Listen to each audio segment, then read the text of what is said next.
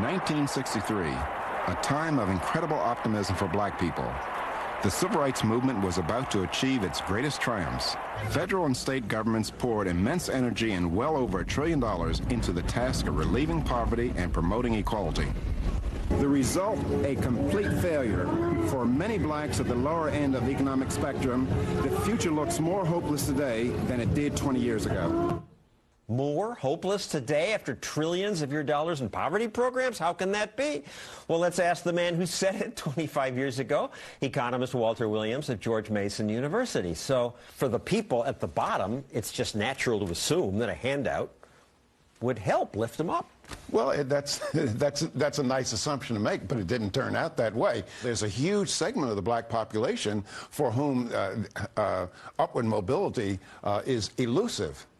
And I believe it's elusive because of the welfare state. It's because of government. Let's not look at the intentions behind the minimum wage, because for the most part, the intentions, at least in the United States, are very good. But we have to ask, what are the effects of the minimum wage? And you find out the effects of the minimum wage if you put yourself in the place of an employer, and you must pay $7.25 no matter whom you hire. Will that employer pay that amount and hire a person who makes who can only add $3 or $4 worth of value per hour? That is, the minimum wage discriminates against the employment of low-skilled people. When I talk to people about this, normal people, not economists, almost everyone says a living wage is essential. I think a minimum wage is necessary just to keep from exploiting workers. Of course. What? Because people need money these days. People always need money. And 25 years ago, Walter Williams' documentary featured shop owners like this man who said he hires fewer people because of the minimum wage.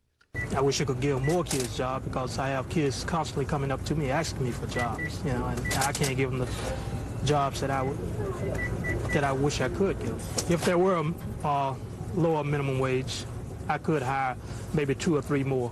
I used to work in a store like this. I broke out of the North Philadelphia ghetto nearly 30 years ago, and so did most of my friends. My whole crowd worked. Back in those days, just about any kid who looked for a job could find one. Today, in ghettos like I grew up in, 70% of black children who look for jobs cannot find them. The minimum wage tends to discriminate against low-skilled people. So young people in general, they're low-skilled because of the lack of maturity and experience of adults. But black young people not only share those handicaps in general, but many of them get a fraudulent education in the public school system. So if there's a law that discriminates against low-skilled people, it's going to have a doubly negative effect on black teenagers. And by the way, John, at one time in the 40s, black teenage unemployment was less than white teenage unemployment. And today, it is some multiple of it.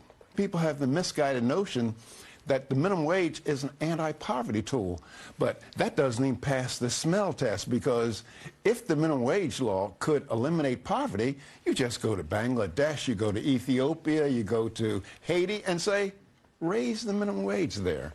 Let's now talk about welfare. Again, when I talk to people on the street, most everyone said there ought to be government handouts for needy people. People Definitely. need the help? Yes, of course, especially in this economy. But 25 years ago, Walter Williams pointed out, government handouts encourage people not to try. They may never learn to pull themselves out of poverty one step at a time. Like some giant drug pusher, their government has lured them into dependency on a system that will maintain them in permanent poverty. In every respect, welfare has backfired. Welfare state has done to black Americans what slavery could not have done, the harshest Jim Crow laws and racism could not have done, namely, break up the black family. That is, today, just slightly over 30% of black kids live in 2-parent families.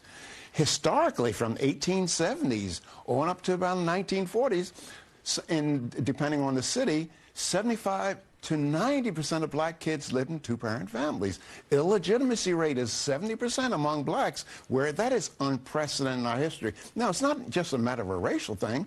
In Sweden is the mother of the welfare state, and illegitimacy in Sweden is 54%.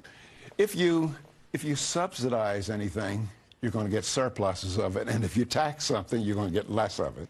If you did not get welfare, then people would decide, I'm going to go out and get a job.